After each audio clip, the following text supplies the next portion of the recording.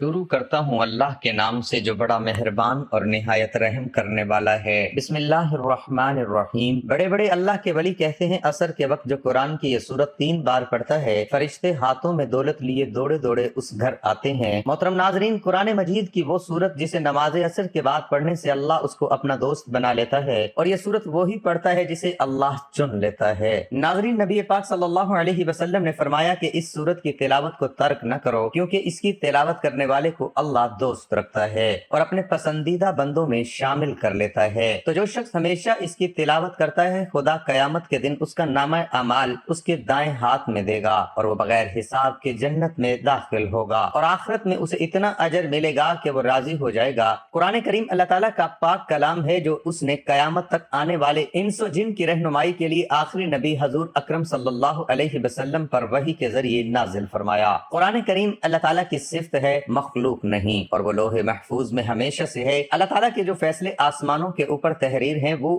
کسی بھی تبدیلی سے محفوظ ہونے کے ساتھ شیاطین کے شر سے بھی محفوظ ہیں، اس لیے اس کو لوح محفوظ کہا جاتا ہے۔ اس کی شکل و صورت و حجم کیا ہے ہم نہیں جانتے، مگر قرآن و حدیث کی روشنی میں ہم اس پر ایمان لائے۔ قرآن و قرہ کا مصدر ہے، جس کے معنی ہے پڑھی جانے والی کتاب۔ واقعی دنیا میں سب سے زیادہ پڑھی جانے والی کتاب قرآن کریم ہے، جس کو بغیر سمجھے بھی لاکھوں لوگ ہر وقت تلاوت کرتے ہیں۔ اللہ تعالیٰ نے متعدد جگہوں پر اپنے کلام پاک کلام کے لیے قرآن کا لفظ استعمال کیا ہے، انہ لقرآن کریم۔ اسی طرح فرمایا بل ہوا قرآن مجید۔ قرآن کریم عربی زبان میں نازل کیا گیا ہے، جیسا کہ اللہ تعالیٰ ارشاد فرماتا ہے ہم نے اس کو ایسا قرآن بنا کر اتارا ہے جو عربی زبان میں ہے تاکہ تم سمجھ سکو۔ اللہ تعالیٰ نے قرآن کریم کو قیامت تک آنے والے انسانوں کی ہدایت کے لیے نازل فرمایا ہے، مگر اللہ تعالیٰ سے ڈرنے والے ہی اس کتاب سے فائدہ اٹھاتے ہیں۔ ماہ رمضان کی ایک بابرکت رات لیلۃ القدر میں اللہ تعالیٰ نے لوح محفوظ سے سمائے دنیا پر قرآن کریم نازل فرمایا، اور اس کے بعد حسب ضرورت تھوڑا تھوڑا حضور اکرم صلی اللہ علیہ وسلم پر نازل ہوتا رہا، اور تقریباً 23 سال کے عرصے میں قرآن کریم مکمل ہوا۔ قرآن کریم کا تدریجی نزول اس وقت شروع ہوا جب آپ کی عمر مبارک 40 سال تھی۔ قرآن کریم سے سب سے پہلی جو آیتیں غار ہرا میں اتری وہ سورۃ علق کی ابتدائی آیات ہیں۔ اس پہلی وحی کے نزول کے بعد 3 سال تک وحی کے نزول کا سلسلہ بند رہا۔ 3 سال کے بعد وہی فرشتہ جو غار ہرا میں آیا تھا آپ کے پاس آیا اور سورۃ المدثر کی ابتدائی چند آیات آپ پر نازل فرمائی۔ اس کے بعد حضور اکرم کی وفات تک وحی کے نزول کا تدریجی سلسلہ جاری رہا۔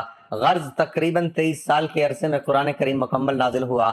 تلاوت قرآن ایک بہت ہی عظیم عبادت ہے۔ وہ اس طرح کے قرآن پاک پڑھنا ہو یا پڑھانا، سننا ہو یا سنانا، سب ہی ثواب کے کام ہے۔ اور تلاوت قرآن میں سب سے اہم بات یہ ہے کہ بندہ حرف ایک پڑھتا ہے لیکن ثواب اسے 10 نیکیوں کا ملتا ہے۔ چنانچہ نبی رحمت صلی اللہ علیہ وسلم کا فرمان ہے جو شخص کتاب اللہ کا ایک حرف پڑھے گا اس کو ایک نیکی ملے گی جو 10 کے برابر ہوگی۔ حضور اقدس صلی اللہ علیہ وسلم نے فرمایا بندے قرآن کے سوا کسی چیز سے خدا کا اتنا قرب حاصل نہیں کر سکتے جتنا قرآن سے، یعنی تلاوت قرآن سے بندہ خدا کا سب سے زیادہ قرب حاصل کر سکتا ہے۔ تلاوت قرآن دلوں کو سکون دیتی ہے، تلاوت قرآن اپنے ساتھ برکت لاتی ہے، تلاوت قرآن سے ایمان کی لذت ملتی ہے، تلاوت قرآن سے اللہ تعالیٰ کی خوشنودی حاصل ہوتی ہے، تلاوت قرآن دنیا کے سارے غموں کو بھلا دیتی ہے، تلاوت قرآن مصیبتیں ٹال دیتی ہے، تلاوت قرآن آخرت میں نجات دلائے گی، تلاوت قرآن کرنے والا گویا کہ اپنے رب سے مناجات کر رہا ہے، تلاوت قرآن عقل کو بڑھاتی ہے۔ اللہ تعالیٰ اپنے اخلاص کے ساتھ قرآن پاک کی تلاوت نصیب فرمائے، آمین۔ حضور پاک صلی اللہ تعالی علیہ وسلم نے ارشاد فرمایا بے شک دلوں کو زنگ لگ جاتا ہے۔ عرض کی گئی یا رسول اللہ صلی اللہ تعالی علیہ وآلہ وسلم اس کی صفائی کس چیز سے ہوگی؟ ارشاد فرمایا تلاوت قرآن اور موت کو بکثرت یاد کرنے سے۔ قرآن پاک وہ واحد کتاب ہے جس کا پڑھنا، سننا، دیکھنا اور چھونا سب عبادت اور ثواب کا کام ہے۔ قرآن پاک روشنی ہے، نور ہے، سامان نجات ہے، ذکر حکیم ہے اور صراط مستقیم ہے۔ اس کے فضائل بے شمار ہیں، اس کی تلاوت کا اجر و ثواب بے حد و بے حساب ہے۔ قرآن حکیم اللہ تعالیٰ کی نازل کردہ کتاب ہے، اس میں پوری انسانیت کے لیے رشد و ہدایت اور کامیابی و کامرانی کا سامان موجود ہے۔ یہ کتاب بندوں کو خالق سے ملاتی ہے، گمراہوں کو صراط مستقیم کا پتہ بتاتی ہے، اجڑے دلوں میں ایمان و یقین کے سبزے اگاتی ہے، قلب و جگر کو تقوی و طہارت کے نور سے منور کرتی ہے، مایوسی میں ڈوبی ہوئی زندگیوں میں امید و آس کی شمع روشن کرتی ہے، روحانی و جسمانی امراض کا صفایا کرتی ہے، پریشانیوں کو دور کرتی ہے، اور اس کے علاوہ نہ جانے کتنی صفات کی حامل یہ بے نظیر کتاب ہے۔ یوں تو انسانوں کی رشد و ہدایت کے لیے متعدد صحیفے نازل کیے گئے، جن میں سے بیشتر حوادیث کی نظر ہو گئے اور کچھ باقی رہے تو گزرتے وقت کے ساتھ ان میں تحریف و ترمیم ہوتی رہی، حتیٰ کہ وہ اپنی اصل شکل و صورت سے بالکل منحرف ہو گئے۔ لیکن یہ قرآن کریم کا امتیازی وصف ہے کہ اس کی حفاظت کی ذمہ داری خود اللہ تعالیٰ نے لے رکھی ہے، اور اس کی حفاظت کے لیے ایسا وسیع اور عالمگیر نظام قائم فرمایا ہے جس کے نتیجے میں اس کا حرف تو کیا ایک نقطہ بھی آلودہ تحریف نہ ہو سکا اور نہ ہو سکے گا۔ اللہ تعالیٰ نے لاکھوں کی تعداد میں حفاظ و قراء اور علماء و مفسرین پیدا کر دیے ہیں جن کا شب و روز قرآن کے پڑھنے پڑھانے اور اس کو سمجھنے سمجھانے میں گزرتا ہے۔ وہ ہمتاً قرآن کریم سے وابستہ رہتے ہیں اور اس کے علوم و معارف سے فیضیاب ہوتے رہتے ہیں۔ یقیناً ان سے بڑا خوش نصیب اور کامیاب و کامران روئے زمین میں کوئی بھی نہیں ہے، اور ہو بھی کیسے سکتا ہے۔ بھلا ان افراد کے مقام و رتبے تک کس کی رسائی ہو سکتی ہے جو خدا کے اس نظام کا حصہ ہیں جو اس نے حفاظت قرآن کے لیے مقرر کیا ہوا ہے۔ بے شک قرآن کریم دنیا کی تمام کتابوں سے باہر اعتبار فائق و برتر ہے۔ اس کی صداقت و حقانیت روز روشن کی طرح آیا ہے۔ اس کی حلاوت و شیرینی اور اثر آفرینی ایسی ہے کہ لوگ دیوانہ وار کی طرح کھینچے چلے آتے ہیں۔ دنیا میں سب سے زیادہ پڑھے جانے کا اعزاز بھی قرآن کریم کو ہی حاصل ہے۔ بے شک یہ کتاب تمام کتابوں سے افضل ہے، جیسا کہ ایک روایت میں ہے، فضل کلام اللہ علی سائر الکلام کفضل اللہ علی خلقہ۔ ترجمہ: اللہ کے کلام کی فضیلت تمام کاموں پر ایسی ہے جیسے اللہ کا مقام تمام مخلوقات کے مقابلے میں۔ بھلا اللہ کے مقابلے میں اس کی مخلوقات کی کیا حیثیت ہے؟ ٹھیک اسی طرح قرآن کے آگے دوسری کتابوں کی کیا حیثیت ہے؟ قرآن کریم پڑھنے کی بہت سی فضیلتیں و احادیث میں بیان کی گئی ہیں، جن میں ایک مشہور روایت یہ ہے، حضرت عثمان رضی اللہ عنہ سے روایت ہے کہ رسول اللہ صلی اللہ علیہ وسلم نے ارشاد فرمایا، تم میں سے بہترین شخص وہ ہے جو قرآن سیکھے اور سکھائے۔ رسول اللہ صلی اللہ علیہ وسلم کا یہ خطاب تمام بنی نوح آدم سے متعلق کہ تمام انسانوں میں بہتر اور افضل ترین شخص وہ ہے جو ان دو صفات کا حامل ہو، اول یہ کہ قرآن پڑھتا ہو اور دوم یہ کہ دوسروں کو قرآن کی تعلیم دیتا ہو۔ ظاہر ہے قرآن کریم میں جو علوم ہے وہ تمام علوم سے افضل و اشرف ہیں، لہذا افضل ترین علوم میں مشغول ہونے والا بھی انسانوں میں سب سے افضل ہوگا۔ حضرت ابو ہریرہ رضی اللہ تعالیٰ عنہ سے روایت ہے کہ نبی کریم صلی اللہ علیہ وسلم نے فرمایا کہ اللہ تعالیٰ کسی چیز کو اسے پیار اور محبت سے نہیں سنتا جتنا کہ وہ اس نبی کی آواز کو کہ جو خوش الحانی کے ساتھ قرآن پڑھے۔ ابو سعید خدری بیان کرتے ہیں کہ حضرت سید بن حضیر رضی اللہ تعالی عنہ ایک رات اپنی کھجوروں کی کھلیاں میں قرآن مجید پڑھ رہے تھے کہ ان کا گھوڑا بدکنے لگا۔ آپ رضی اللہ تعالی عنہ نے پھر پڑھا، وہ پھر بدکنے لگا، آپ نے پڑھا، وہ پھر بدکنے لگا۔ حضرت سید کہتے ہیں کہ میں ڈرا کہ کہیں وہ یحییٰ کو کچل نہ ڈالے، میں اس کے پاس جا کر کھڑا ہو گیا۔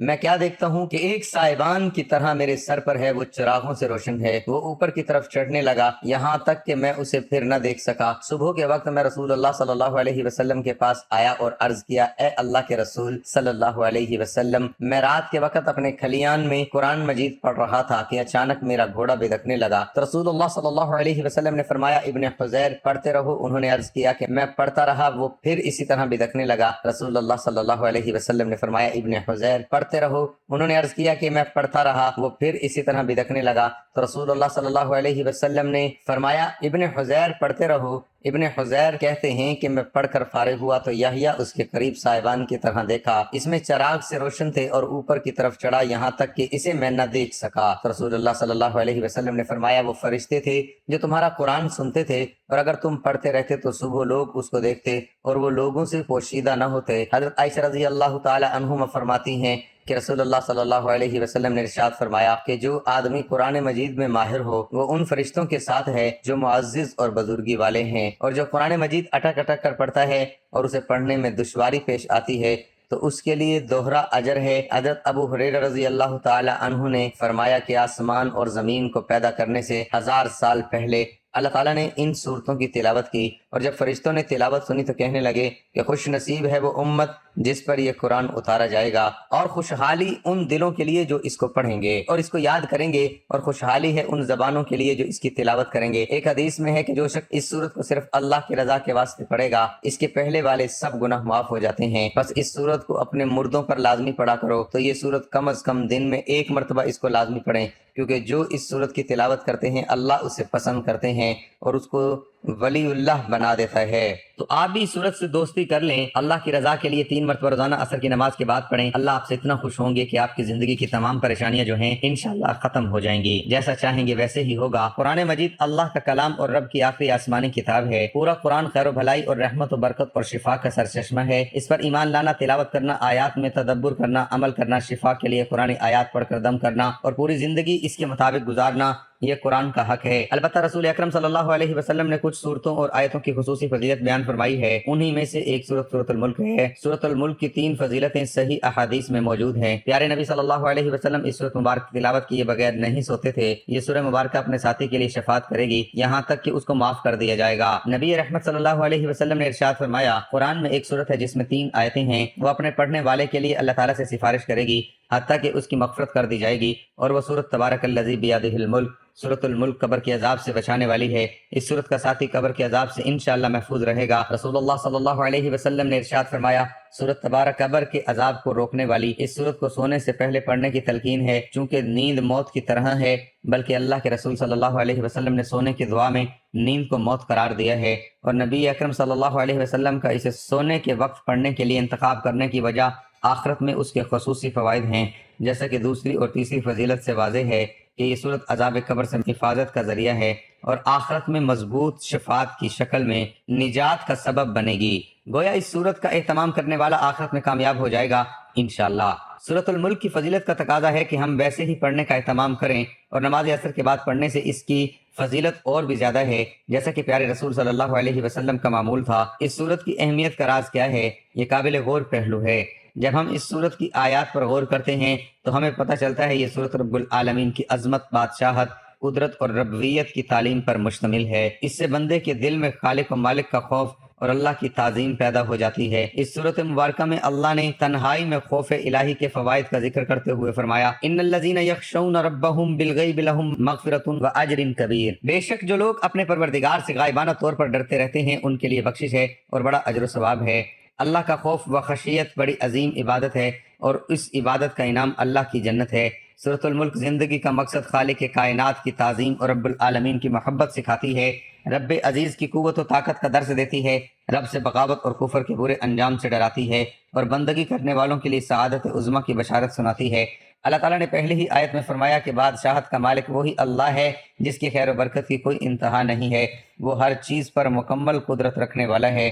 اس کے بعد اللہ تعالیٰ نے اپنی بادشاہت اور عظیم قدرت کے دلائل بیان فرمائے ہیں۔ موت اور زندگی کا خالق بھی اللہ ہی ہے، اور اس زندگی کا مقصد آزمائش اور امتحان ہے کہ کون سب سے بہتر عمل والا ہے۔ 7 بلند و بالا تہ بتہ عالیشان آسمان جس میں کوئی شگاف اور خلل نہیں ہے، اسی ایک اللہ نے بنایا ہے۔ قیامت واقع ہونے والی ہے، اور اللہ نے شیاطین اور کفار کے لیے خوفناک جہنم تیار کر رکھا ہے اور پرہیزگاروں کے لیے جنت تیار کر رکھا ہے۔ زمین کی تخلیق چلنے کے لیے ہموار راستے، رزق کی فراوانی اور زمین کی نرمی اللہ کی قدرت کی دلیل ہے۔ پرندے جو بھی فضا میں پرواز کرتے ہیں اور اپنے پروں کو پھیلاتے ہیں اور سمیٹتے ہیں، یہ اسی رب العالمین کی قدرت ہے کہ وہ فضا میں باقی رہتے ہیں۔ انسانوں کو رب نے پیدا فرمایا، کان، آنکھ، دل عطا فرمائے، روزی کا بندوبست اسی اللہ نے کیا ہے۔ یہ رب کی بادشاہت اور قدرت اور رحمت کی دلیل ہے۔